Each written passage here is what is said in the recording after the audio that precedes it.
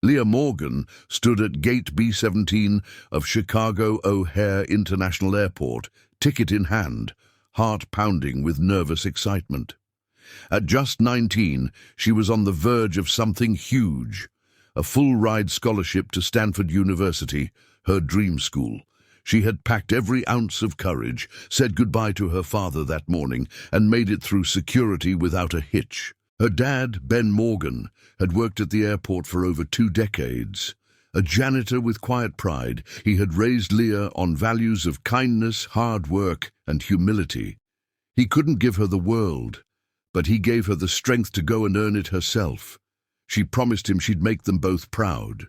With over 45 minutes to spare before boarding, Leah wandered toward a vending machine down the terminal hall to grab a bottle of water. The terminal buzzed with the usual airport chaos, announcements, dragging suitcases, muffled arguments over missed flights. But amid the noise, one thing caught her attention. An elderly man, visibly pale and confused, stood alone by the vending machines, swaying on unsteady feet. He looked lost, frantic even. A few people gave him brief glances, but quickly moved along. Leah hesitated for a second, then approached him slowly. "Sir, are you okay?" He didn't respond, only reaching out toward the machine with trembling fingers, as if trying to steady himself. His breathing was shallow, and his knees buckled slightly. Leah dropped her water and moved to support him. "Sir, you need to sit down. I'm going to get help." As she started to pull out her phone, the man grasped her wrist with surprising urgency. "Please, don't leave me," he said, barely audible. His fear gripped her. Something was wrong, seriously wrong. She gently guided him to a bench nearby and called 911, reporting a medical emergency at Terminal B near Gate 19.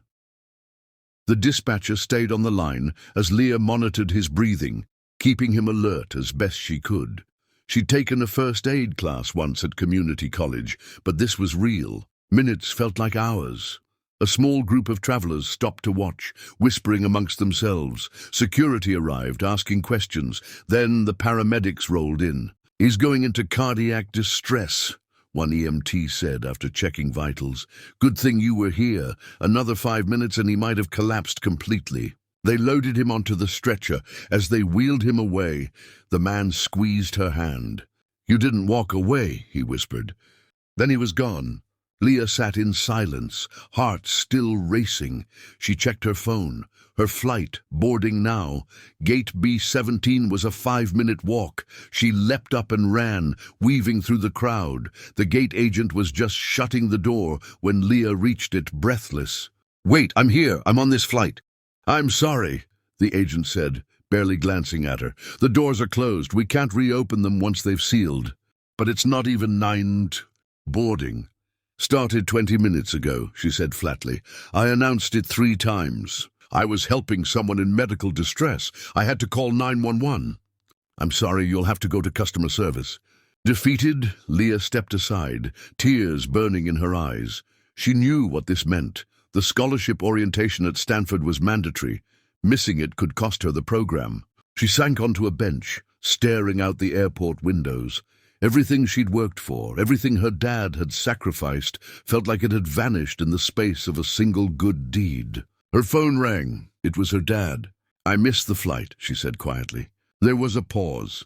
Then he answered, "We'll figure it out." But as she hung up, someone was already watching from a distance, a man with a familiar face and a quiet smile. The man she had just saved was not done with Leah Morgan, not by a long shot.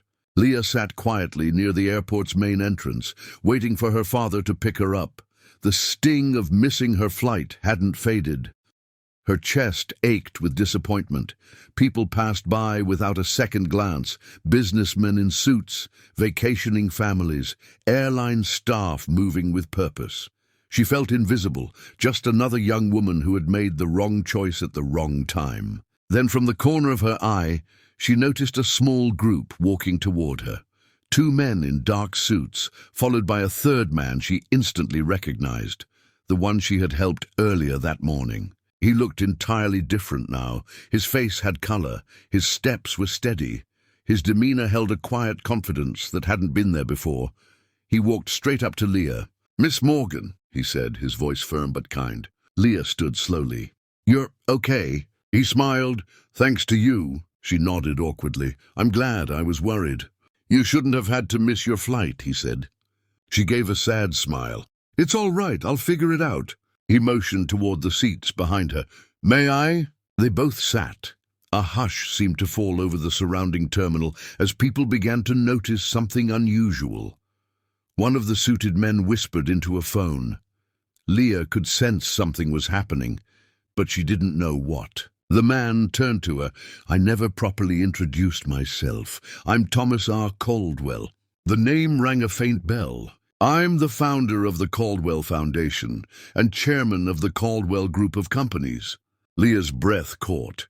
That name, Caldwell, it was on hospitals, universities, even scholarship programs. A billionaire. "I don't understand," she said. "I was flying in quietly to inspect a few of our non-profit medical programs here in Illinois. I wasn't traveling with security or staff. I like to see things unfiltered. But I pushed myself too hard. Didn't eat, didn't hydrate.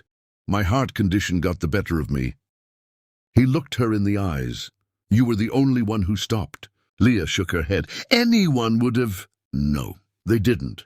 Dozens of people walked past me, but you gave up your flight, you risked everything, and that's not something I take lightly." She stayed quiet, unsure what to say.